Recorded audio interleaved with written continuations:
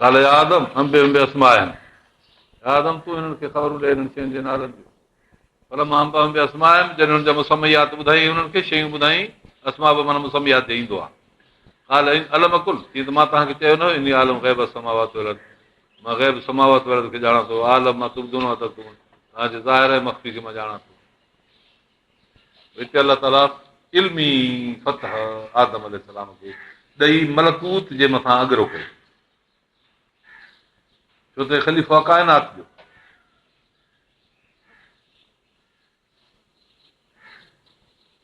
पोइ मलाइकनि खां ख़लीफ़े जे लाइ वफ़ादारीअ जो हिकिड़ो किरदारु वसूल कयो यादि करे नबी जॾहिं असां चयोसीं मलाइकनि खे तव्हां सजदो कयो आदम खे सभिनी सजदो कयो इब्लीस न कयो आदम अलैहिस्सलाम जो ख़लीफ़ो हुजणु मुसलम थी वियो फ़िरिश्तनि इन ॻाल्हि खे तस्लीम कयो उनखां बाद अलाह ताला हुकुम कयो सजदो कयो उन्हनि सजदो कयो माना वफ़ादारी पंहिंजो सबूत ॾिनो इबादत अलाह जी सजदो आदम अलैहिस्सलाम जी तरफ़ हुयो बाक़ी रहियो जिन इब्लीस उन सरताबी कई मुंहुं मोड़े वियो मूंखां न थींदो जिनात जो असली वॾो इबादत जे करे मलकूत में शामिल थी वियो कान मिलियल काफ़िरीन में जाने अलाह तबारक व तआला हिते हिनखे शैतान खे अलॻि करे छॾियो इन में बि का इंसान ज़ात जी इस्लाह मक़सूद हुई ऐं अलाह ताला जा जेके बि कम आहिनि सभु ख़ैरियत जा आहिनि अलाह ताला जे कम में बुराई कान्हे सभु कम जा भला आहिनि कारीगर को लोह जो औज़ार सुठा आहे उहो औज़ार कारीगर जो तमामु सुठो आहे जेतिरे क़दुरु वधीक हूंदो मज़बूत ओतिरो सुठो तारीफ़ वारो वॾी क़ीमत वारो ॾिसी इन औज़ार सां जेका ॾिसी पोइ नफ़े जहिड़ो कमु करे अजर जो हक़दार आहे नुक़सान करे विज़र जो कारीगर लोहार जो को कुसूर न आहे उनजो ठाहिणु ख़ैर ई ख़ैर उहा बंदूक हणी माण्हू कंहिं हिकिड़े बेगुनाह खे मारे ॾोह इन जो कारीगर जो ॾोह न आहे तुंहिंजी बंदूक छो ठाही अहिड़ीअ तरह ॿियनि रब तबारक तआला काइनात में शैतान बि ठाहियो आदम अलैहिस्सलाम बि ठाहियो ख़ैर खे बि पैदा कयो शर खे बि पैदा कयो पोइ अलाह ताला हिदायत जो रस्तो कयो ॿुधाई अथई शर अथव ख़ैर रब जे तरफ़ां मिली ख़ैर ई ख़ैर आहे हाणे इंसान जेके हिनखे इस्तेमालु कंदा ख़ैर हूंदो त ख़ैर चइबो शर हूंदो त शर चइबो इस्तेमालु ख़ैर जो ख़ैर आहे इस्तेमालु शर जो शर आहे ऐं सुनत ख़ैर जी बिख़ैर आहे शर जी सुनत बिख़ैर ख़ालिकियत अलाह जी मिड़े ख़ैर ख़ैर आहे हिन दुनिया जे जहान में सुनत खे तव्हां शर नथा चओ कंहिं बि सूरत में ख़ालिकियत खे शर कीअं चइबो बसि नथा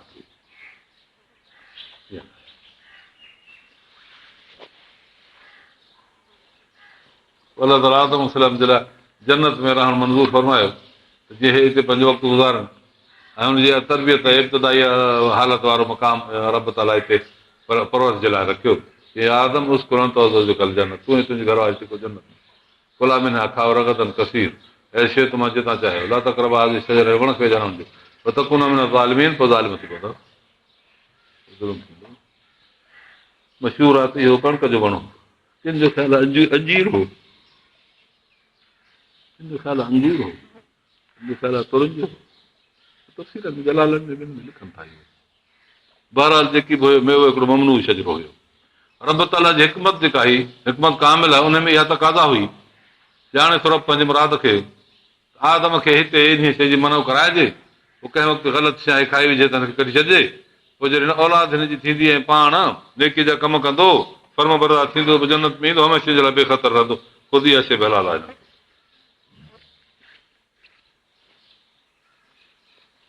ऐं जेकॾहिं आदम अलैहिस्सलाम इहा परहेज़ रखे आहे हिते न खाए हा सॼी मख़लूक उते पैदा थिए हा जन्नत में सभई हुजनि हा पोइ जेको खाईंदो वञे हमेशह जे लाइ निकितो हलियो वञे रब ताला घुरियो त इन सारी मख़लूक जे मथां जो इहे सज़ाऊं पयूं लॻनि जुदा जुदा गुनाह जे करे आदम अलैहिस्सलाम खे कानूनी तरह सां इहो मेवो खाइजी वञे हुनखां ऐं पोइ हुनखे कढी छॾिजे पोइ इहो आदम अलैहिस्सलाम शख़्सी तरह फर्मा बरदारी करे हुनजी क़ौम शख़्सी तरह सां फर्मा बरदारी करे जन्नत में ईंदा वञनि बेख़तर अची रहनि इहा अलाह जी हिकमत जेकर उतां निकिरनि हा खाई त वरी मोटनि न हा पर आदम अलैहिस्सलाम उतां खाई ऐं निकितो आहे त हाणे मोटण जो दरवाज़ो खुलियल आहे उहो कहिड़ो मोटण जो दरवाज़ो आहे रब ताला क़ुर पाक में फरमायो आहे त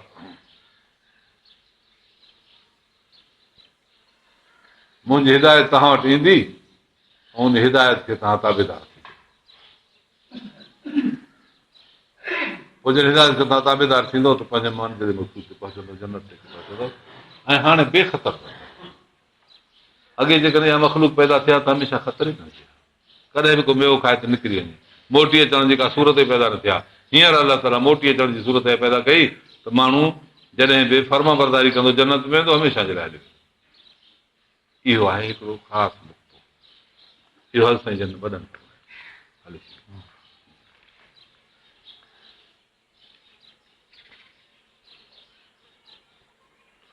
शैतान खे तिरकायो अखरज मां कान थी वियो गॾु बि राहत ऐं इज़त कान कढी कुल ना बि तो बाज़ कोन्हे बाज़ नथो चयो शैतान निकिरी वञो हिकु ॿिए जा तव्हां दुश्मन आहियो। शैतान तव्हां पाण में दुश्मन लकूं फिलहाल मुस्तक़र तव्हांखे ज़मीन में टिकण जी जाइ आहे। तव्हां वक़्तु मुक़ररु ते नफ़ो बि हासिलु करिणो आहे, तव्हां मुंहिंजो नफ़ो हासिलु करियो ऐं मुंहिंजी रहो वक़्तु मुक़ररु थियो। पोइ आदम इस्लाम पंहिंजे रब खां के ॻाल्हियूं सिखियूं पर रब ताला हुनजी तौबा क़बूल कई। हिन तवाब रहीम अलाह ताला तौबा क़बूल महिरबानी आहे। कुल ना बि तुम ज़मीन इन शइ खे ॿीहर मोटाईंदो वियो बयान जे तौर ते वाक़ई में ईअं न आहे त तौबा खां बाद लाथो वियो न, उनखे बयानु कयो आहे त जे अॻिते ॻाल्हि खे हलाइजे।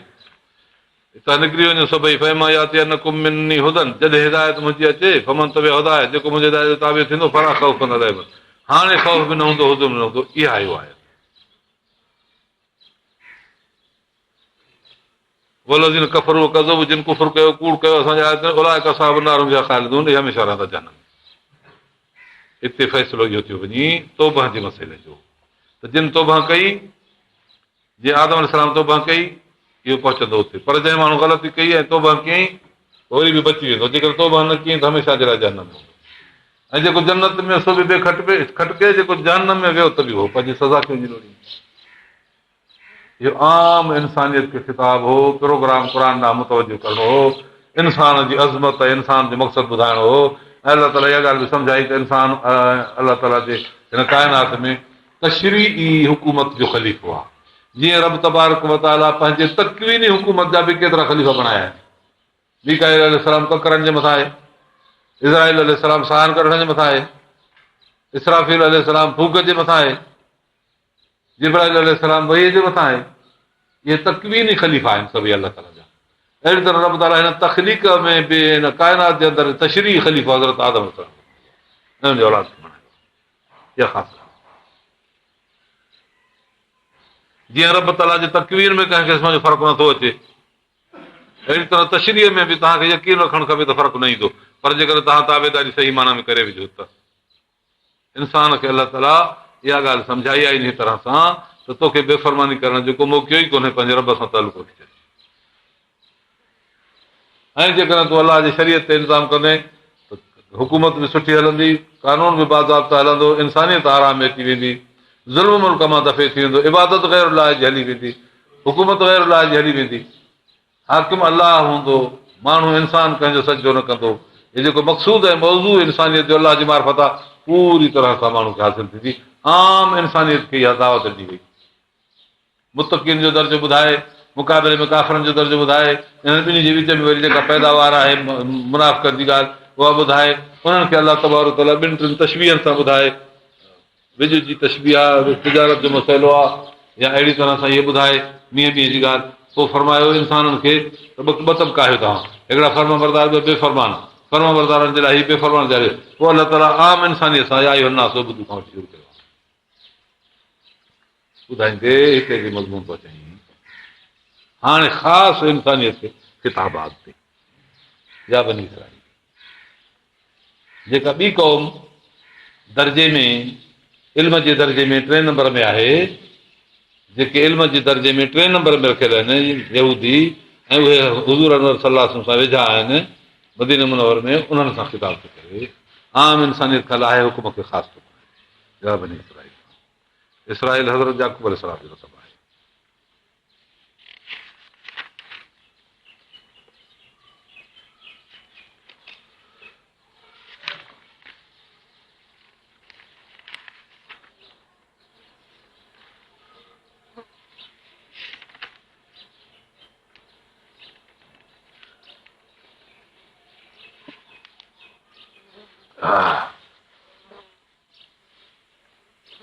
उज़कुर नेमती अल्लती अनअमतु हितां आहे तज़कीर बि अला इलाह अलाह जी नेमत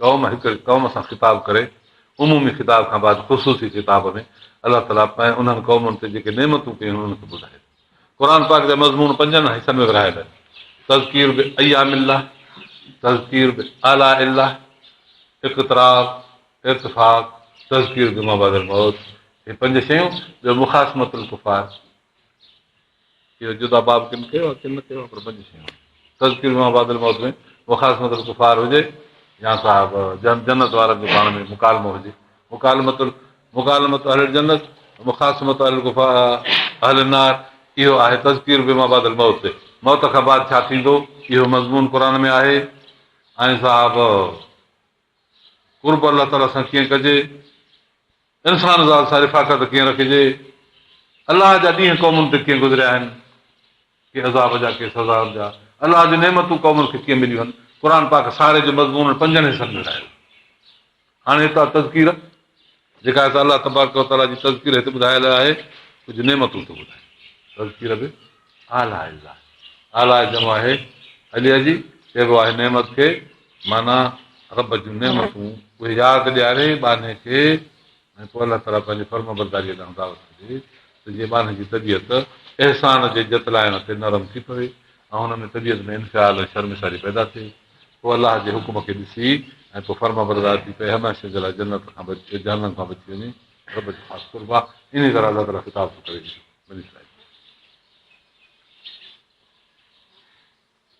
इहा 40 आयत शुरू थी अथऊं 40 आयत खां 46 आयत ताईं इहो किसो हलंदो इहो फसल अवल आहे हाणे तज़कीर बि आला इलाह फसल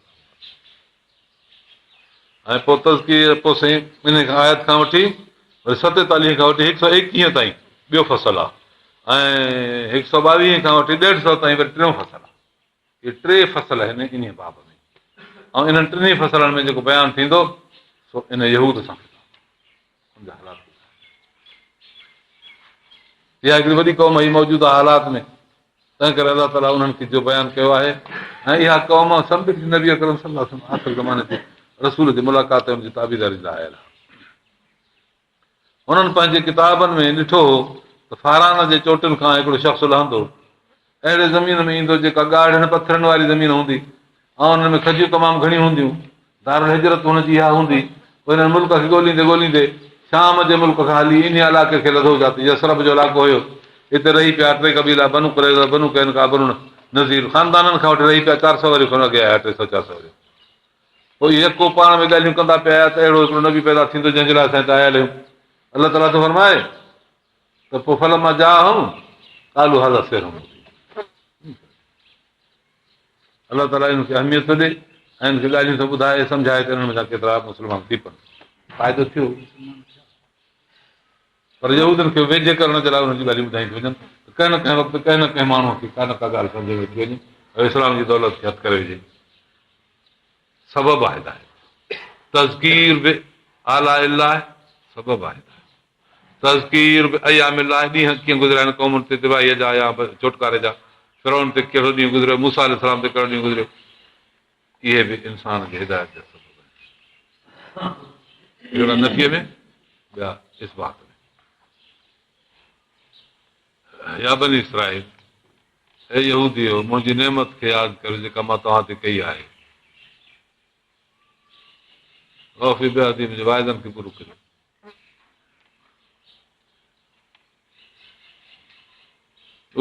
मां बि तव्हांजा वाइदा पूरा कया इहा आहे फराबून मूंखां ई तव्हां टिजो हिकिड़ो अलाह टिजण जे लाइक़ु आहे नफ़ा दुनिया जा हुजनि या आख़िर जा हुजनि अलाह ताला जे हुकुम खां पोइ कंहिं नफ़े जो ख़तरो न कयो त को नफ़ो इहो असांखे थियो या नुक़सानु जेको भउ न करियो जो ईअं सम्झो त हाणे असांखे नुक़सानु इहा बि ॻाल्हि कान्हे ॿिए कंहिं खां ख़तरो कोन्हे आमिन बि मां अंज़ल तुम सद कल मां ईमान हाणे अहिड़ी शइ ते जेका नाज़िल कई आहे मां तसदीक कंदड़ उन शइ ते जेका तव्हां सां गॾु आहे तव्हांजे तौरात खे दुरुस्त कंदड़ ग़लतियूं कढी साफ़ करे ॾींदड़ मुसद्दिक़ खे चइबो आहे ग़लती हुजे त ते निशान ॾेई साफ़ करे अलाह त कुन काफ़िर बि हिन क़ुर जा पहिरियों नंबर काफ़िर तव्हां त न थियो एॾो घर इल्मी ॼाण वारो घर सिक सां आयल लॾे मुल्क छॾे हिते आया आहियो क़ुर जे लाइ। हाणे क़ुर मिले तव्हां पहिरियों नंबर काफ़िर बि बीहो, ईअं न कयो। अलाह तश्करू बि आयत समना मुंहिंजे आयतुनि खे थोरी क़ीमत ते न ख़रीद करियो। माण्हू जेके अमीर हूंदा हुआ पैसा ॾींदा हुआ हिननि खे, उहे चवंदा त बाबा फतो असांजी मर्ज़ी ते ॾियो। ईसाईयत में बि इहो आहे, यहूदियत में बि ईअं आहे, ऐं मुस्लमानीअ में बि हाणे ईअं थी वियो आहे। पैसनि वग़ैरह जे लालच ते माण्हू ग़लति फतवा पिया ॾियनि। इहा पुराणी शइ आहे, केतिरनि माण्हुनि में थी पई, हलंदी पई। रब ताला थो फरमाए यहूद ऐं नसारा खे त ईअं पैसनि ते तव्हां दीन खे न विकिणो। इहा आहे फतो कुल मूंखां थी वियो। हक़ हक़ खे न मिलायो बातिल सां। अहिड़ीअ तरह सां अलाह ताला थो फरमाए ते गॾाए सॾाए न छॾियो। इहे हक़ ऐं बातिल पाण में मिलाए फिटी कयो। क़ुर पाक जी जे मुतलिक़ रसूल सलाह जे मुतलिक़ साहबा कराम जे मुतलिक़ मसइलनि खे तौरात मसइलनि खे इंजील बयानु थियल आहे। तव्हांखे गॾाए सॾाए हक़ बातिल हिकु करे चओ त न अञा ॿी का हुनजे लाइ मक़सदु माना आहे, ईअं त न करियो। ॻाल्हि सची ॿुधायो।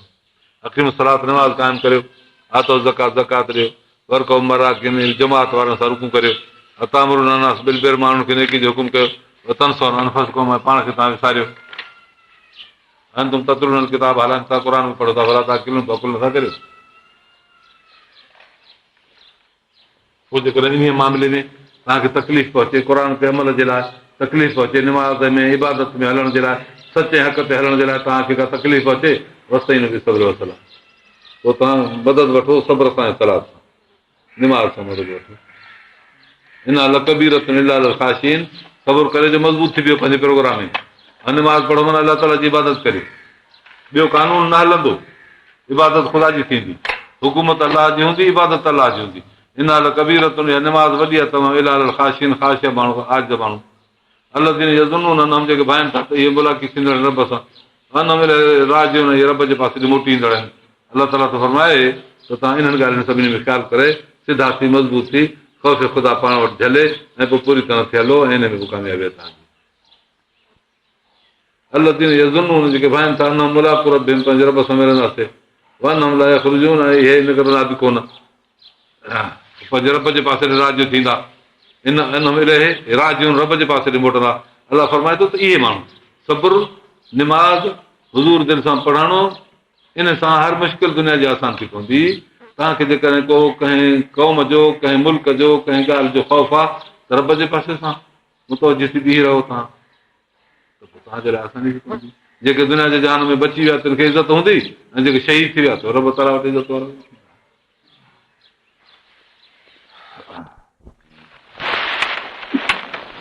أيها الناس اعبدوا ربكم الذي خلقكم والذين من قبلكم لعلكم تتقون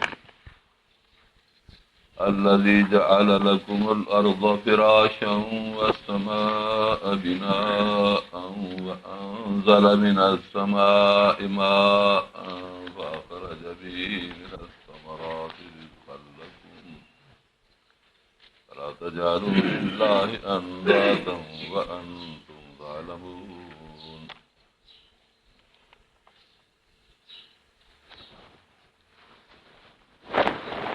रब तबारक व तआला मुत्तक़ीन जे जमात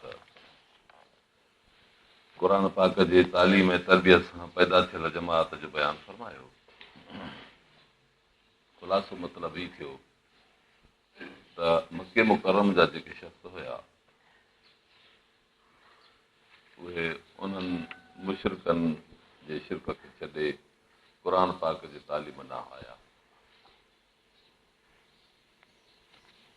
इन्हनि जे मुक़ाबले में ॿी जमात पंहिंजे अॻियनि पीर ॾाॾे जे तरीक़े ते हलणु लॻी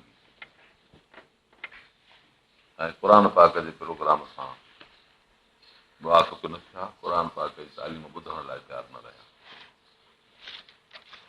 ज़ाहिरात इहे ॿ जमातूं गॾिजी कमु न कंदियूं, हिकिड़ा मुवाफ़िक़ व मुख़ालिफ़त, हिकिड़ी इहा जमात ऐं ॿी जमात हुई जेका मदीने मुनवर में अहल किताब जिन खे अॻे बि तालीम तरबियत मिलियल हुई ख़ानदानी तरह सां, पोइ वरी क़ुर पाक जे मथां ईमान आंदो, इन जमात साथ ॾिनी। इन मदीने मुनवर में बि हिकिड़ी अहिड़ी जमात पैदा थी जेका इन्हनि माण्हुनि सां न संदन रिवायती मज़हब में इतफ़ाक़ कयऊं, न हिन वक़्तु जदीद तालीम सां उन्हनि जो साथ रहियो। अलबत्ता कमज़ोर हुजण सबबि मुखालफ़त जो नमूनो उहो इख़्तियार न कयूं जेको पहिरीं जमात सां मुशरिकनि मके जे इख़्तियार कयो। पर हिननि ज़ाहिरी तरह ईमान जो इज़हार करे इस्लाम ॿुधाए काफ़िरनि सां मुनाफ़िक़ीन जी जमात। नतीजे में ॿई जमातूं ॿिन्ही तरफ़नि जूं हिकु रहियूं। मके जे मुशरिकनि मां मोमिन शख़्स थिया ऐं मदीने मुनवर में अॻियां अहले किताब मोमिन बणिया। इहा हिकु जमात थी। मके जे मुशरिकनि क़ुर जी तरबियत तालीम न क़बूल कई, मुनाफ़िक़नि बि क़ुर पाक जी तालीम तरबियत दिली तरह न क़बूल कई। इहे बि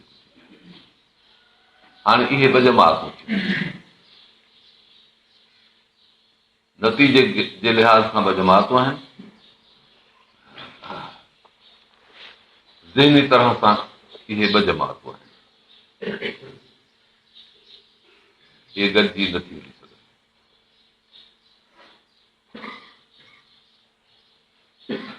मोमिननि जे मुक़ाबले में कुफार जी जमात थी। कुफार में हिकिड़ा ज़ाहिर मुख़ालिफ़, ॿिया मख़फ़ी बातिनी तरह सां मुख़ालिफ़। ऐं जेके बातिनी तरह सां मुख़ालिफ़ थिया उन्हनि मजबूरीअ खां इस्लाम खे क़बूल कयो, जो हुननि खे के नफ़ा हासिल करणा हुआ। तंहिं करे उनखे मुनाफ़िक़ कोठे वियो। निफ़ाक़ जो मादो रवाज जे माना खे ॾेखारींदो आहे।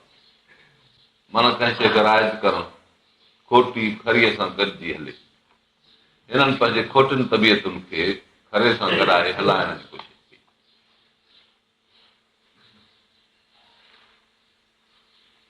ऐं दावा इस्लाम जी कयूं।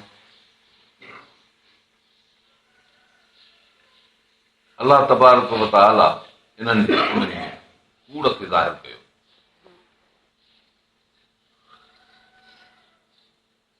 हिननि जे किरदार ऐं अख़लाक मंझां अहिड़ा आसार मोमिननि ते बि ज़ाहिर थिया। पोइ जॾहिं हुननि खे चयो वञे त तव्हां इहो कहिड़ो फ़साद शुरू कयो आहे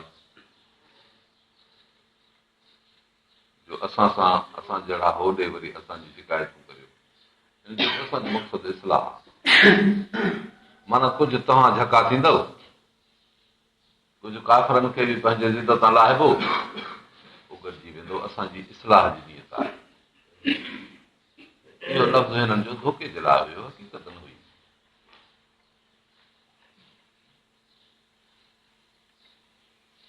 हिननि जो ख़्यालु हो त असां तव्हांखे मुतफ़िक़ कंदासूं, पाण में लड़ाई वग़ैरह जी नौबत न ईंदी। बदर जे लड़ाईअ खां पोइ मुनाफ़िक़नि जी दाख़िला शुरू थी। ॾिठूं त मुस्लमाननि में क़ुवत अची वई आहे, असांजी ख़ैरियत इन में आहे।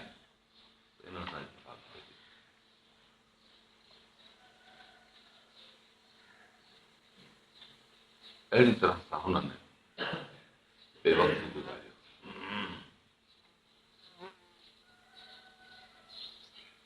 पोइ मज़मून क़ुर पाक जो अल्फ़ लाम मीम खां शुरू थो थिए। या अय्युहन्नास उअ्बुदू रब्बकुम, या 21 आयत। इहे 20 आयतूं जेके आहिनि से हिननि टिनि फ़िरक़नि जे बयान लाइ आहे।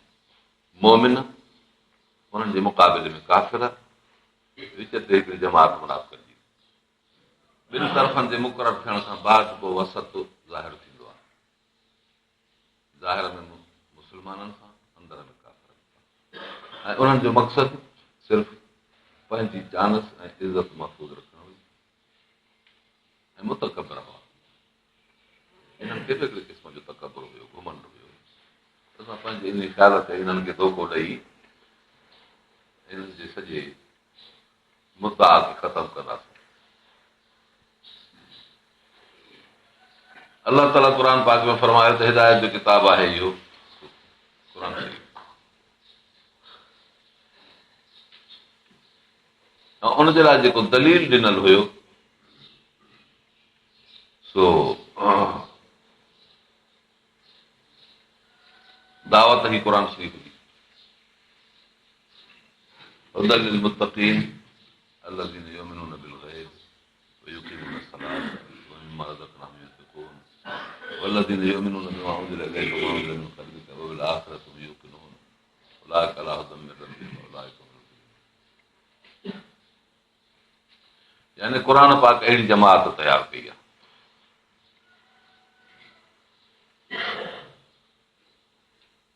इहा जमात क़ुर पाक जी तालीम वठी हिदायत वारी थी. इन्हनि जे हिदायत जी इल्लत क़ुर पाक आहे. इन्हनि जी हिदायत दिलनि में वेठी इहा मालूल आहे. क़ुर पाक अहिड़े शख़्सनि खे ज़ाहिर करे दलील ॿुधायो आहे त क़ुर शरीफ़ हिदायत जी किताब मालूल खां इल्लत ॾे जॾहिं वञिबो आहे त हिनखे बुरहान इन चइबो आहे. आम फ़हम इहा शइ हूंदी आहे नताइज खे ॾेखारे हक़ानियत जो इज़हार हिनखे बुरहान इन चइबो आहे. पर जेके हकीम तबा जा माण्हू हूंदा आहिनि उहे अहिड़े क़िस्म जे दलील ते मुतमइन न थींदा आहिनि. उहे इल्लत खां मालूल ॾे अचणु घुरंदा आहिनि. तंहिं करे अलाह तबारक व तआला अॻिते हेॾी बुरहान लिमीअ जो बयानु कयो. या अय्युहन्नास उअ्बुदू रब्बकुम अल्लज़ी ख़लक़कुम. इबादत कयो उन मालिक जी जंहिं तव्हांखे पैदा कयो आहे. वल्लज़ीन मिन क़ब्लिकुम लअल्लकुम तत्तक़ून त जीअं तव्हां तक़वा वारा थी पओ. इन्हनि जे असुल इल्लत खे हिदायत जे सबब खे हिते बयानु कयो वियो आहे. ऐं हिदायत असुल अलाह जे तरफ़ां थी अचे. हिदायत जो मोकिलींदड़ उहो रब आहे जंहिंजा ही कमालात आहिनि. तंहिं करे हाणे हिते तरबियत ऐं तालीम जे लाइ इल्लत खे इस्तदलाल में आंदो वियो त जीअं माण्हू हिदायत जेका मालूल आहे मोमिननि जो उन जे तरफ़ अचे. हिनखे चइबो आहे बुरहान लिमी. क़ुर पाक जी दावत जंहिं शइ लाइ आहे ऐं क़ुर पाक जी तालीम में इहा सलाहियत पैदा थी आहे. तंहिंजो सबबु असुल सबबु अलाह तबारक व तआला जी इनायत आहे जेको काइनात जी इल्लत आहे. हिदायत जो सबबु उनजो इरादो आहे. तंहिं करे 21 आयत खां वठी 39 आयत ताईं इन बुरहान लिमीअ जे तौर ते दलाइल खे पेश कयो वियो आहे. इहो गोया ॿियो फसल शुरू थियो. पहिरियों फसल हुयो बुरहान लिमीअ में इन्हीअ में. हाणे आहे ॿियो फसल बुरहान लिमी में. लिम चइबो आहे इल्लत खे बयानु करणु. इहो हुयो मज़मून गुज़िरियल जो हिकिड़ो ख़ुलासो जंहिंखे पेश कयो वियो. ऐं इहे आयतूं 21 खां वठी 39 ताईं इन्हनि में इन्हनि शख़्सनि जो बयानु आहे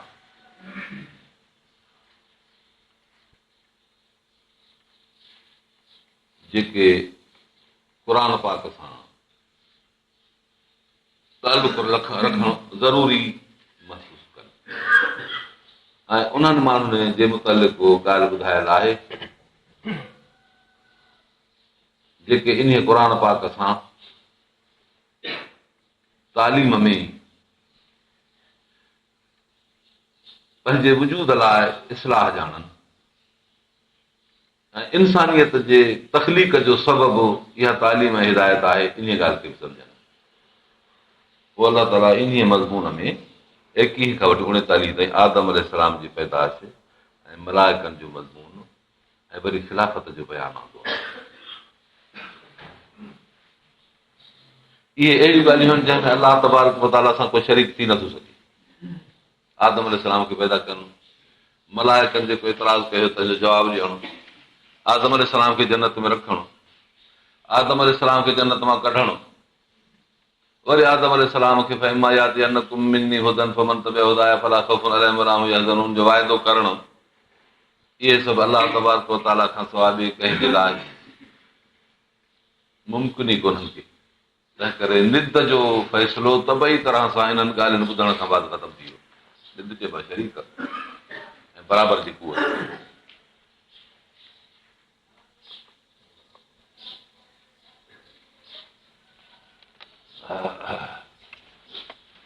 मलाइकनि चयो त असां तस्बीह पढ़ंदासीं, तुंहिंजो तक़दुस बयानु कंदासीं। तख़लीक़ जो मक़सदु इहो आहे, इन में छा न आहे। मलाइकनि जेका ॻाल्हि चई सा पूरी थोरी, पर हिकिड़ो हिसो हो जेको पूरो हो, ॿियो हिसो बि तख़लीक़ जो आहे।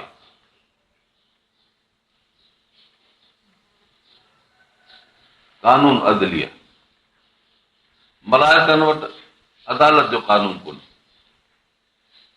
अदालत मुक़ाबले में हूंदी आहे ज़ुल्म जे, ज़ुल्म न आहे त अदालत बि कान्हे। तंहिं करे मलाइकनि पंहिंजे तख़लीक़ जे मथां क़यास कयो आदम अलैहिस्सलाम जो। अलाह जंहिंखे ख़लीफ़ो थो बणाए, अहिड़ी ख़िलाफ़त असांखे बि आहे। अलाह ताला जी तस्बीह, रब ताला पंहिंजी तस्बीह पाण बयानु कंदो आहे। ला उसी सनान अलैक अंत कमा असनैत।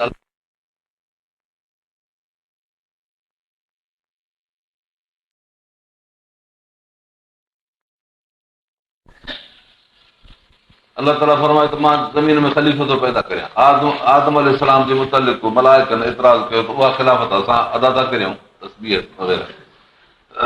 रब ताला फरमाए इन आलम वाला तालमून, मां ॼाणा थो, इन ॻाल्हि खे तव्हां नथा। माना अलाह जे ख़िलाफ़त जो ॿियो पहलू बि आहे, उहा कानून आहे जेको तव्हां वटि नामुमकिन आहे। मलाइकनि में ज़ुल्म कोन्हे, ऐं ज़ुल्म आहे इस्तिहसाल खां पैदा थींदो, हुकूक तलफ़ी में हूंदो आहे। मलाइकनि जा हक़ आहिनि ई कोन को, हुनखे वजूद जी दौलत मिली आहे, ऐं हुन खां बाद बका हुननि जो अलाह जे ज़िक्र ते आहे, तस्बीह ते आहे। बसि हुननि में ॿियो को बि ज्यादा ख़फ़ो आहे ई कोन, जंहिं करे हिकिड़ो ॿिए जो ज़ियान करे पोइ इस्तिहसाल थिए, उनखे पोइ हली ज़ुल्म चइजे, तंहिंजे जवाब में अदालत अचे। मलाइकनि खे इन मुल्क जी ख़बर ई कान हुई, तंहिं करे हिननि चयो त साईं असां तस्बीह पढ़ंदासीं। अलाह ताला फरमाए मूंखे ख़बर आहे, तव्हां नथा ॼाणो।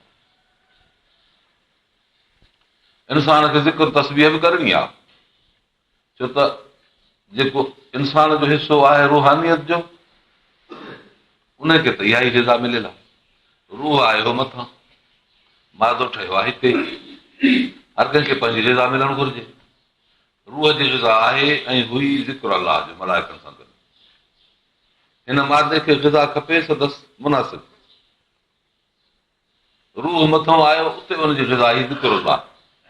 मादो हिते पैदा थियो, त करे हितां जी ग़िज़ा हुजणु खपे हुनजे मुआबिक़। मनकूहात, मलबूसात, मकानात, इहे ग़िज़ाऊं आहिनि मादे जी हिफ़ाज़त।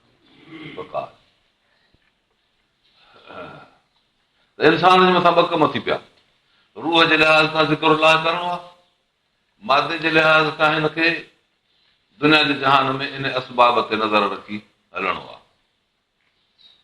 उन में जेकॾहिं का ग़लती थींदी त इहो ज़ुल्म थियो। उनखे बराबरि रखण वारे अमल खे अदल थो चइजे। त कानून अदली ऐं इंसान जे मथां लाज़िम थी पियो। रब तबारक व तआला जूं आहिनि ॿ सिफ़तूं, हिकिड़ी ख़ालिकियत, ॿी आमिरियत। अलाहुल ख़ल्क़ वल अम्र, ख़बरदार ख़ुदा जी ख़ालिकियत आहे, ख़ुदा जी आमिरियत आहे। ख़ालिक अल्लाह, आमिर अल्लाह। रब तबारक व तआला ख़िलाफ़त ख़ालिकियत में कंहिंखे कान ॾिनी आहे। जो कंहिंखे ख़लीफ़ो बणाए त तूं बि ख़ालिक थी। ऐं आमिरियत बि अलाह तबारक व तआला जी हुई, पर शरीयत तौरु अलाह ताला आमिर इंसान खे बणायो त कानून मुंहिंजो हलाए ख़लीफ़ो बणिजो।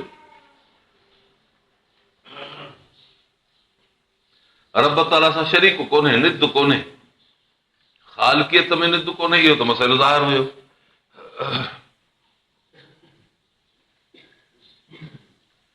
आमिरियत में बि अलाह ताला सां निद कोन्हे। तंहिं करे अलाह तबारक व तआला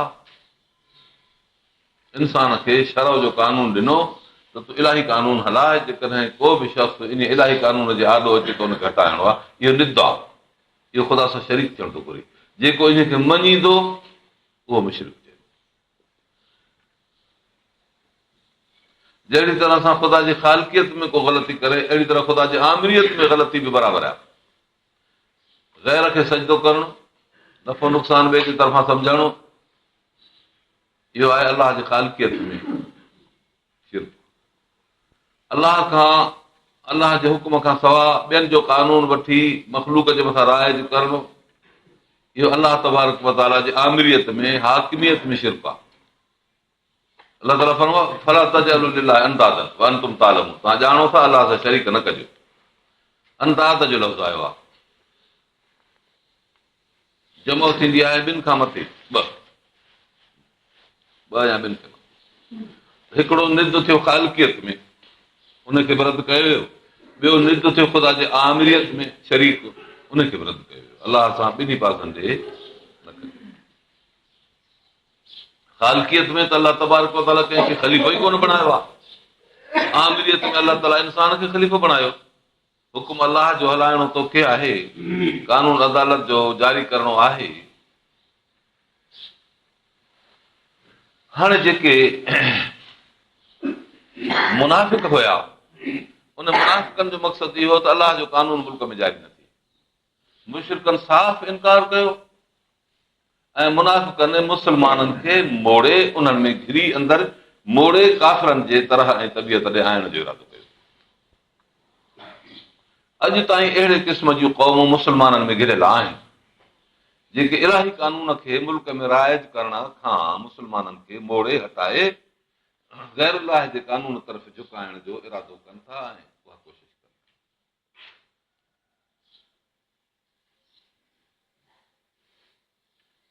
अॻे अंबिया किराम इहो हुकुम कंदा हुआ, कानत बनी इसराईल तसूसहुमुल अंबिया। अॻे बनी इसराईल खे हुकूमत करे हलाईंदा हुआ नबी, ऐं हाणे हुज़ूर अनवर सल्लल्लाहु अलैहि वसल्लम जे ज़माने में नुबुवत ख़तम थी वई। हाणे हलाइण हुकुम जो ऐं कानून जो उलमा जे हवाले आहे। फरमाइनि था अल उलमा वरसतुल अंबिया, उलमा उम्मती काई, उलमा वारिस आहिनि नबीअनि जा। उलमा मुंहिंजे उम्मत जा बनी इसराईल जे नबीअनि वांगुरु आहिनि। जीअं उहे सियासत करे मुल्क खे हलाईंदा हुआ, तीअं उलमा खे सियासत करे मुल्क खे हलाइणो आहे। छो त आमिरियत ख़ुदा जी आहे। इंसान ख़ुदा जो ख़लीफ़ो थियो आहे संदसि आमिरियत में। ख़ालकियत में त ख़लीफ़ो नामुमकिन आहे। कानून में अलाह ताला जे ख़लीफ़ो बणियो आहे इंसान। हाणे इहो कानून बि जेकॾहिं इंसान अलाह जो न हलाए त पोइ त इहो मुशरिक आहे। जेके मुल्क में हुकूमत खां बाद इस्लाम जी दावा करे अलाह जो कानून नथा हलाइनि, उहे मुनाफ़िकीन में दाख़िल आहिनि। जीअं मुनाफ़िक दावा कंदा हुआ इस्लाम जी, पर इस्लाम सां उन्हनि जो को साथ न हूंदो हो, काफ़िरनि सां ॿधल हूंदा हुआ। हे बि ईअं मुल्क जे काफ़िरनि सां ॿधल आहिनि। इस्लाम जे दावा खां बाद इस्लाम जो हुकुम न हलाइणु, इहो हुननि जे मुनाफ़िकी जी निशानी आहे। मुनाफ़िक जी अॻे उहे रसूलुल्लाह सल्लल्लाहु अलैहि वसल्लम जे साम्हूं मुनाफ़िक हूंदा हुआ, हाणे क़ुर पाक जे साम्हूं मुनाफ़िक आहिनि। क़ुर ते ईमान आणींदड़ ऐं हिदायत वठंदड़, रसूल ते ईमान आणींदड़ ऐं हिदायत वठंदड़, इहे बराबरि आहिनि। क़ुर सां मुनाफ़िक ऐं रसूल सां मुनाफ़िक, इहे मुनाफ़िक बि बराबरि आहिनि। तंहिं करे हिन वक़्त जे दौर जा माण्हू जेके इलाही कानून खे ऐं क़ुर जे कानून खे राइज नथा ॾियणु घुरनि ऐं लतीफ़ हीलनि सां मुस्लमाननि जे मुआशिरे में घिरी इस्लाम जे दस्तूर खे हटाइनि था, उहे अहिड़नि मुनाफ़िकनि वांगुरु आहिनि जेके रसूलुल्लाह सल्लल्लाहु अलैहि वसल्लम जा मुनाफ़िक आहे, पर हे क़ुर जा मुनाफ़िक।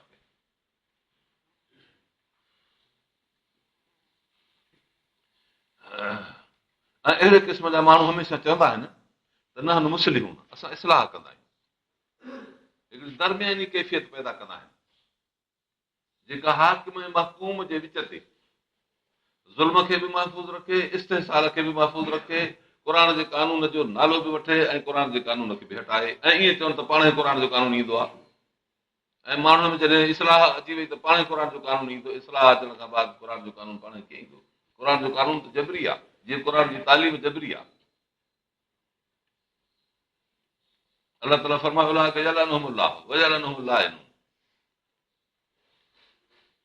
जेके शख़्स अलाह जे दीन खे लिकाइनि था ऐं हिदायत खे नथा क़ौम जे आॾो पेश कनि, उन्हनि जे लाइ क़ुर पाक इहा ॻाल्हि थी आहे। इहो हिन वक़्त में हिन क़ौम जे लाइ हिकिड़ो वॾो मसइलो आहे जंहिंमें क़ौम फाथल आहे। ऐं अहिड़े क़िस्म जी क़ौम असांजे मुस्लमाननि में अंग्रेज़नि जे तरफ़ां घेरो करे लंघी आई आहे, जेके हमेशह इन क़िस्म जी हरकत कनि था। ऐं उहा हरकत थींदी रहे थी, क़ुर जो कानून पोइ ते हटिजी वियो। इहो हिकिड़ो वॾो मसइलो हो।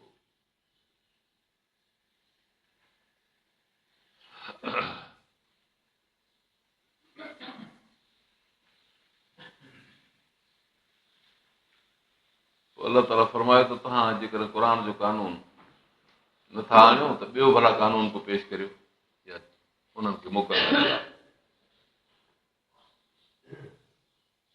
वधू शुहदाकुम मिन दुनिल्लाहि इन कुंतुम सादिक़ीन इल्लम तफ़अलू वलन तफ़अलू फत्तक़ुन नार अल्लती वक़ूदहा अन्नास वल हिजारा उइद्दत लिल काफ़िरीन। अलाह ताला फरमायो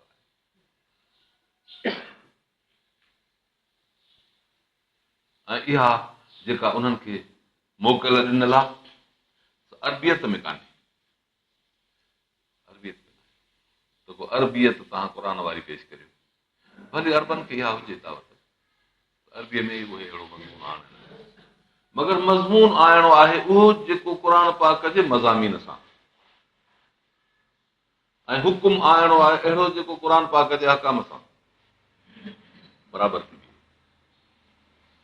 दावत इहा ॾिनल आहे भली पंहिंजी ॿोली में, छाकाणि त क़ुर शरीफ़ आहे बैनुल अक़वामी, सारी दुनिया जे लाइ हिदायत जो किताब। सभई माण्हू त अरबी कोन था ॼाणनि, उहे तर्जुमा क़ुर शरीफ़ जा उन्हनि वटि वेंदा, उहे तर्जुमे में मुक़ाबिलो करे ॾेखारनि, मज़मून पेश कनि अहिड़ो जेको क़ुर प्रोग्राम हिदायत जो आंदो आहे। इहा दावत आहे। हिकिड़े ग़ैर ज़ुबान वारे खे पंहिंजी ज़ुबान में दावत ॾेई चइजे त तूं असांखे अहिड़ो मज़मून ठाहे ॾेखार या अहिड़ो शेर चई ॾेखार, इहा दावत ग़लति आहे, खुटल दावत आहे।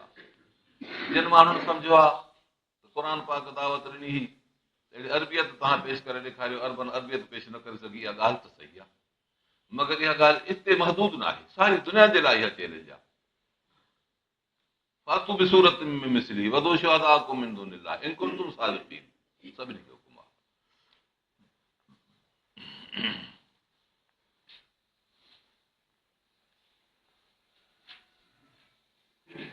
असुल ॻाल्हि इहा आहे।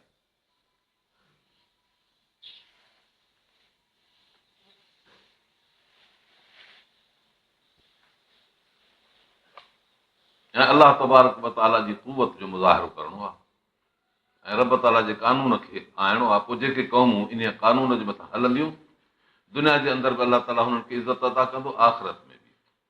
तॾहिं फरमाए थो त लहुम फीहा अज़वाजुन मुतहरतुन हुम फीहा ख़ालिदून।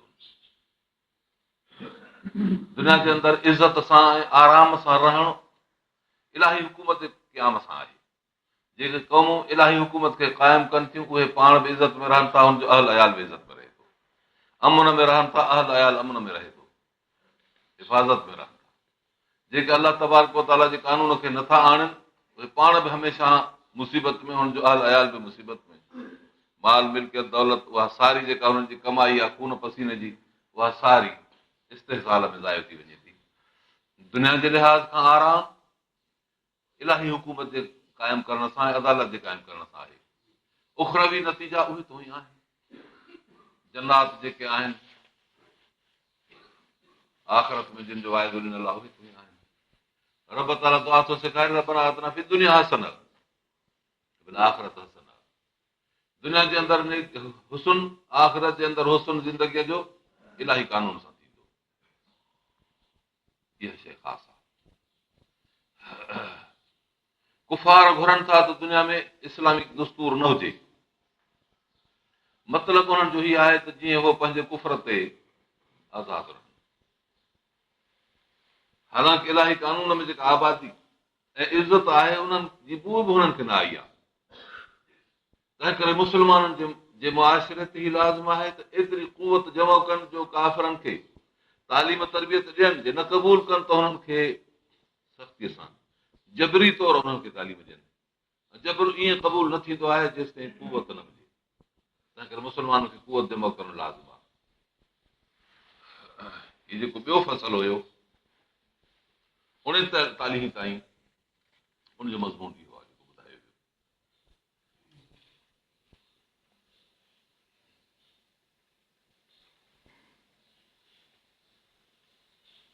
पोइ अलाह ताला थो फरमाए त तव्हां कैफ़ तकफुरून बिल्लाहि व कुंतुम अमवातन फअहयाकुम सुम्मा युमीतुकुम सुम्मा युहयीकुम। अहिड़े अलाह जो इनकार था करियो, अहिड़े अलाह जे कानून जो इनकार था करियो। तव्हांजे अक़ल जे फ़ैसिले जे बि हालात ख़िलाफ़ आहे। इहो मज़मून हुयो जेको गुज़िरियल मज़मून हो, जंहिंमें ख़िलाफ़त जो बहस, इलाही कानून जो बहस, वरी आदम अलैहिस्सलाम सां वफ़ादारी जे मुतालिक़ रब ताला मलाइकनि खे साथ ॾियारियो, इहा मलकूती कुवत आदम अलैहिस्सलाम सां साथ हुजे। इहो सारो मज़मून जेको हुयो तंहिंजो ख़ुलासो इहो थियो वञे जेको मां पेश कयो। आदम अलैहिस्सलाम खे रब ताला पंहिंजे हिकमत सां जन्नत में रहाए आबाद करणो हो ज़मीन में, इन जाइरनि फिल जो ख़लीफ़ा साफ़ मसइलो हुयो। पोइ आदम अलैहिस्सलाम जे लाइ हिकिड़ो सबबु पैदा कयो वियो जो उहो मेवो हुयो। उन मेवे जे खाइण खां पोइ आदम अलैहिस्सलाम खे उतां कढियो वियो। मुआहिदे जे ख़िलाफ़ हिन खां अमर सरज़द थियो, जेको गुनाह त कोन हो। अलाह ताला फरमाए थो त आदम अलैहिस्सलाम गुनाह कोन कयो। असां आदम रबहु फग़वा वलम नजिद लहू अज़मा। अज़म कोन ईअं सबबु हिकिड़ो जंहिं सबब जे करे जन्नत में हुनखे छॾायो। जहिड़ी तरह सां ॿार खे थन चढ़ाइण जे वक़्त में बुबन दुबन ते का माउ कौड़ाण खणी लाहींदी आहे, पोइ ॿार थन छॾे वेंदो। अहिड़ी तरह हिकिड़ी कौड़ी सुठी ॼण हुनजे लाइ सबबु जन्नत जे छॾण जो थी पियो। आदम अलैहिस्सलाम उते जन्नत में रहण जे लाइ हाणे वक़्तु पूरो करे चुको हो। हाणे उहो पंहिंजे उन्हनि हदनि ते पहुची चुको हो जिन हदुनि में इंसान नस्ल ऐं अफ़ज़ाइश जे हद ते अची पहुचंदो आहे। ऐं उन्हनि जो नस्ल ऐं अफ़ज़ाइश त जन्नत में आबाद करणी न हुई। उन में अलाह ताला जी इहो हिकमत हुई त जेकॾहिं इहो हिते आबाद थिए ऐं इहो शजरो ममनू हमेशह इन्हनि ते ममनू रहे त पोइ बेफ़रमानी जे करे जन्नत मां निकिरंदा वञनि, हमेशह मोटी अचण जो को सुवाल ई पैदा न थिए। अलाह ताला हिकमत कई त हिननि खे मोटी आणण जो इंतज़ाम कयो वञे। आदम अलैहिस्सलाम हिकिड़े खे ॿाहिरि कढिजे, पोइ इहो बि ऐं ॿी संदसि औलाद बि जेके फर्म बरदार थींदा, हिदायत जो इंतज़ाम वठंदा, उहे जन्नत में हमेशह जे लाइ रहंदा। जन्नत मां कढी जहन्नम ॾे मोकिलणो, इहो अलाह ताला जी हिकमत जे बरख़िलाफ़ हो। पर अहिड़े मुल्क में रखिजे जितां जन्नत ॾे अचणु या जहन्नम ॾे अचणु ॿ रस्ता हुजनि, जहिड़ो रस्तो वठे। इंसान जी ज़िंदगीअ जो रस्तो हली खुटे थो हिकिड़े दरवाज़े ते, पोइ उहो दरवाज़ो या जन्नत जो खुली पवंदो या जहन्नम जो। क़ुर पाक घुरे थो त इंसान जी ज़िंदगीअ जो रस्तो उहो हुजे जो हली जन्नत जे दर ते पहुचे। इहो आहे प्रोग्राम।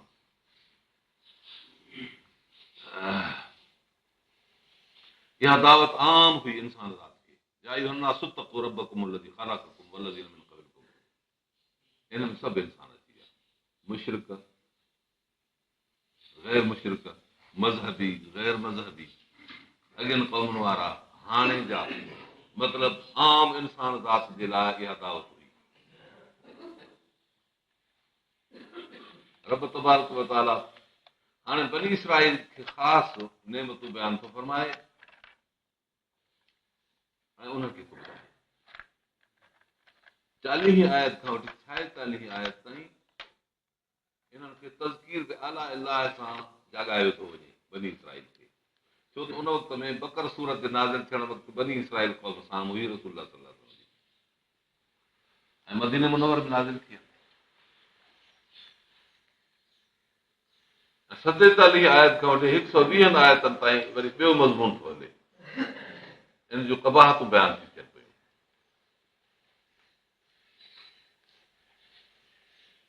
त हे ग़लतियूं हिननि कयूं।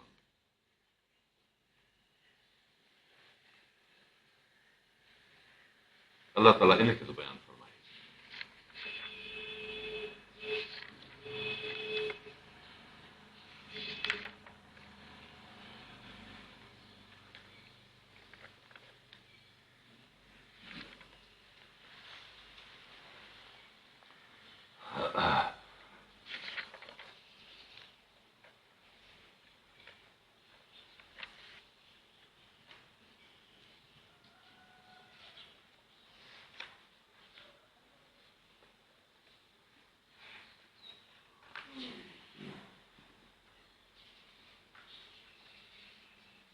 या बनी इसराईल तज़कुरू नेमती अल्लती अनअमतु अलैकुम, तव्हांजे मथां मां नेमतूं बयानु कयूं आहिनि उनखे यादि करियो। औफ़ू बिअहदी, मूंसां जेको वाइदो इक़रार कयो अथव उन खे पूरो करियो।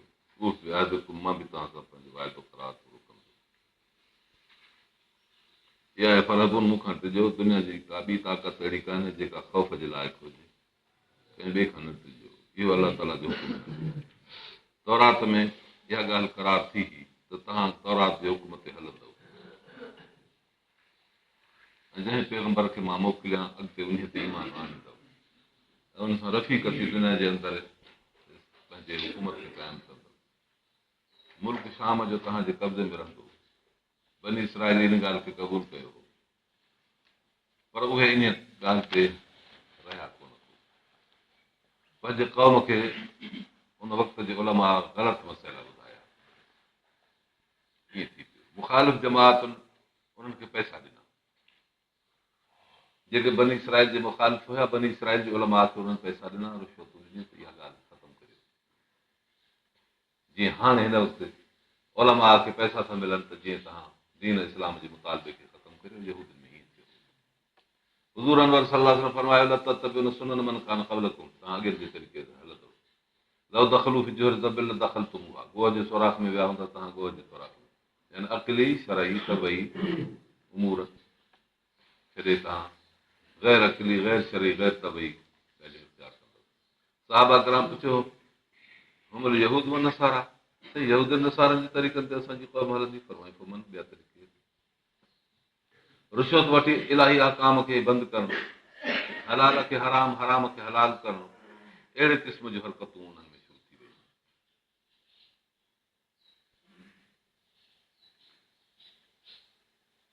हिते अलाह ताला बनी इसराईल जे जा जेके बि फ़िरका हुआ उन्हनि खे अलाह तबारक व तआला पंहिंजूं नेमतूं ॿुधाए तवजो थो ॾियारे त तव्हां ख़्यालु करियो। ऐं अरब माण्हू इन बनी इसराईल खे पढ़ियल घर सम्झंदा, तंहिं करे अरब जो तवजो एॾे हुयो। बनी इसराईल जेकॾहिं नबी साईं खे मञनि त पोइ असां बि मञींदासीं। तंहिं करे अलाह ताला बनी इसराईल खे अहमियत सां ख़िताब थो करे, अलाह पंहिंजूं नेमतूं ॿुधाए उन्हनि खे तरबियत थो ॾिए। त सारी दुनिया हिन वक़्त में तव्हां ॾांहुं ॾिसे थी। पुराणे ज़माने खां वठी तव्हां मज़हबी घर आहियो, तव्हां हुकूमतूं कयूं आहिनि, ज़ुल्मनि खां तव्हां जान छॾाए आज़ाद थी अलाह जे फर्मबरदारी में वक़्तु गुज़ारियो आहे।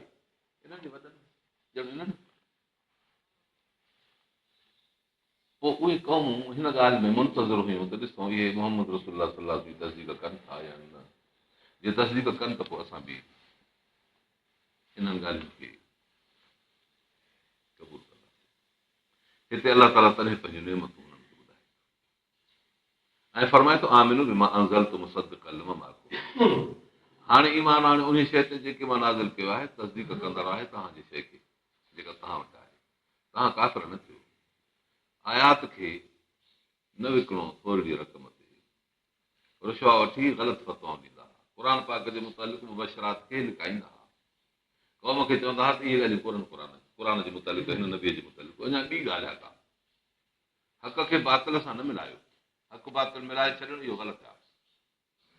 कॾहिं कॾहिं क़ौमूं ईअं कंदियूं आहिनि, केतिरा माण्हू ईअं कंदा आहिनि, हक़ बातिल कराए माण्हू खे धोखो ॾेई छॾींदा आहिनि। ईअं न करियो। हक़ ऐं बातिल जे ॻाल्हाइण जा घणा तरीक़ा आहिनि। जो माण्हू उहे मिलाए सिलाए खणी ॻाल्हि पेश कनि। जीअं हाणे ॾिसो, हे ख़ुदि ज़कात जो मसइलो हिन वक़्त में शुरू थियो आहे। ज़कात जो लफ़्ज़ त हक़ जो आहे, पर ॿियनि जेका शइ अथसि उहा सूद आहे। ऐं मालिकनि जी मिल्कियत रखियल आहे अमानत में, उन ते इज़ाफ़ो सूद।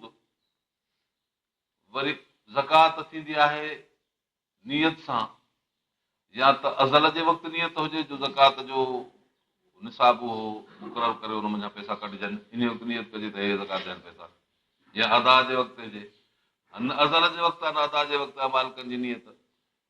इहे सभु शराइत ज़कात जा इहे ख़तमु करणु इहो बातिल आहे। हलाल जो रिस्क, अज़ल जे वक़्तु नियत, अदा जे वक़्तु नियत, साल गुज़रणो, ज़रूरी ख़र्चनि खां मथे बाक़ी बचत, इहे सभु शराइत ख़तम करे नालो ज़कात जो रखी ग़लति शइ खे ज़कात जो नालो ॾेई ऐं क़ौम खे ॾियणु, इहो आहे बातिल ऐं हक़ जो जी तलबीस। असांजे हिन दौर में हकी रही आहे। ऐं वरी इन खे जवाज़ जी फतवा ॾियणु, अहले इल्म इन खे जवाज़ जी फतवा ॾियनि था, इहो बि हक़ ऐं बातिल खे मिलाइणो। यहूदी ईअं कंदा हुआ। हुज़ूर अनवर सल्लल्लाहु अलैहि वसल्लम जे मुतालिक़ ॻाल्हियूं तौरात इंजील जो ॿुधाईंदा हुआ, पर चवंदा हुआ त हे उहो नबी न आहे, अञा ॿियो आहे जंहिंजे लाइ इंतज़ार आहे। ॻाल्हियूं उहे कनि पर नबी अकरम सल्लल्लाहु अलैहि वसल्लम जे लाइ इनकार कनि। ॻाल्हियूं कनि हक़ जूं, नबीअ जे लाइ असां जंहिंजे लाइ कनि इनकार, इहो आहे बातिल। पोइ हक़ हो बातिल, ला तलबिसुल हक़ बिल बातिल व तक्तुमुल हक़ व अंतुम तालमून। अकीम सलात नमाज़ क़ाइम करियो, ज़कात ॾियो, वरफ़उ माला माना इबादत कंदड़ न रुकू कंदड़ सां गॾिजी तारुफ़ करियो, अलाह जी फरमाबरदारी में। ईअं न थिए त माण्हू खे नेकी करे पाण पंहिंजे वजूद खे विसारे वेहिजे। किताब हालांकि तव्हां क़ुर में पढ़ो था, अवला ताक़ीद नथा ॼाणो तव्हां। अहिड़ी क़ौम सां मुस्लमाननि खे सालिहनि खे मुक़ाबिलो करणो आहे। अस्तईन बिसब्र वसला। तव्हां जेकॾहिं सम्झो था त असांजे लाइ मुश्किलात पैदा थींदा, जेकर असां पंहिंजे मज़हब जूं ॻाल्हियूं, तौरात जूं ॻाल्हियूं ऐं इहे ॻाल्हियूं ॿुधाए पंहिंजे क़ौम खे बेदार कंदासूं, उहे असांखां भॼी वेंदा, परी थी बेज़ार थी वेंदा। अलाह ताला फरमाए थो तव्हां सबुर करियो, अलाह जे ॾाढो झुकी पओ त तव्हांखे अलाह ताला जी मदद पहुचंदी। ऐं इहा निमाज़ तमामु वॾी शइ आहे। मालूम थियो त इंसान जे तरक़ीअ जो ज़रियो सबुर यानी इस्तिक़ामत, ऐं ॿियो अलाह जे तरफ़ झुकी पवणु इबादत। माना इक़्तिराब ऐं इर्तिफ़ाक़, इहे ॿई शयूं इंसान जे तरक़ीअ जो बाइस आहिनि। रब सां कुर्ब जो मुज़ाहिरो निमाज़ में थिए थो, ऐं रिफ़ाक़त जो मुज़ाहिरो सब्र सां आहे। जेकॾहिं मुआशिरे में का तकलीफ़ पहुचे, उन तकलीफ़ जे करे इंसान पंहिंजे ॿुधायल दावत खे छॾे वञे, इहा ग़लति आहे। रिफ़ाक़त इंसाननि सां सही माना में रखे, दीन जी दावत हमेशह पेश कंदो रहे। अल्लज़ीन यज़ुन्नून अन्नहुम मुलाक़ू रब्बिहिम, जेके शख़्स ख़्याल था कनि त अलाह सां मुलाक़ात थींदी, इहे ख़ाशि आहिनि। इन्हनि खे निमाज़ बि नसीब थींदी, इन्हनि खे इस्तिक़ामत बि पंहिंजे दावत में हूंदी। दारोमदार रब तबारक व तआला सां वास्ते जो आहे। माने जो जॾहिं अलाह सां वास्तो मुक़ररु आहे ज़हन में, त पोइ इहो लाज़मी तरह उन वास्ते खे निभाईंदो ऐं तालुक़ खे निभाईंदो। अलाह सां तालुक़ इबादत जे करे आहे, मख़लूक सां तालुक़ तकलीफ़ूं सही सब्र ऐं इस्तिक़ामत सां दावत पेश करणी आहे। जंहिं शख़्स खे रब सां सही माना में तालुक़ हूंदो, इहे ॿई ॻाल्हियूं बर्दाश्त कंदो ऐं इहो सम्झंदा त अनहुम इलैहि राजिऊं। हिते अलाह ताला बनी इसराइल जे नेमतुनि खे तफ़सीली तरह बयान थो फरमाए। इजमाली नक्शो हो पहिरीं, या बनी इसराइल 3 दफ़ा हिते आयो आहे। या बनी इसराइल में पहिरीं ख़िताब हुयो उन्हनि खे तज़कीर बि अला इलाह जो, हाणे तफ़सीर आहे उहो तज़कीर बि अला इलाह जो। तफ़सीर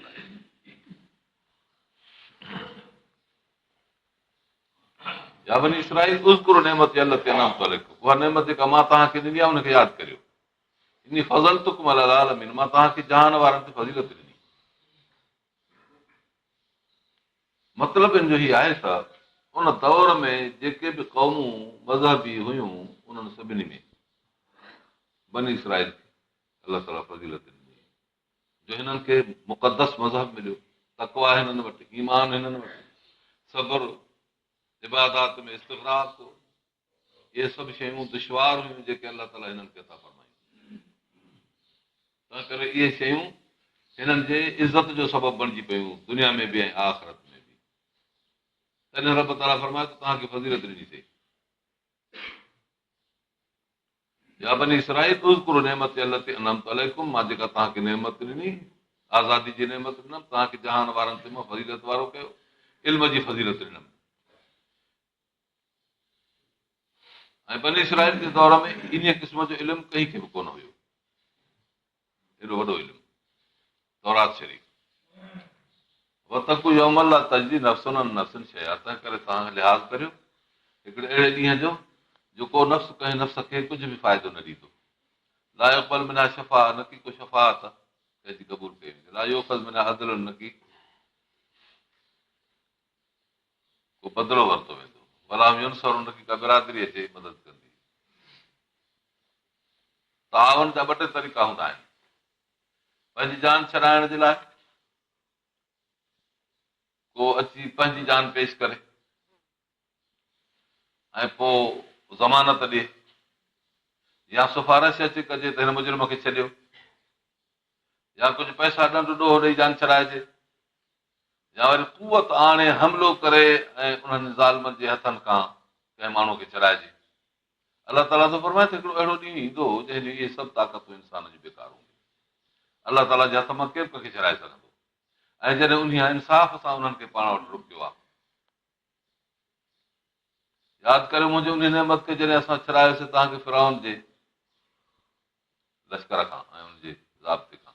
आल जे लफ़्ज़ जी माना ॿिनि तरहनि सां थी आहे।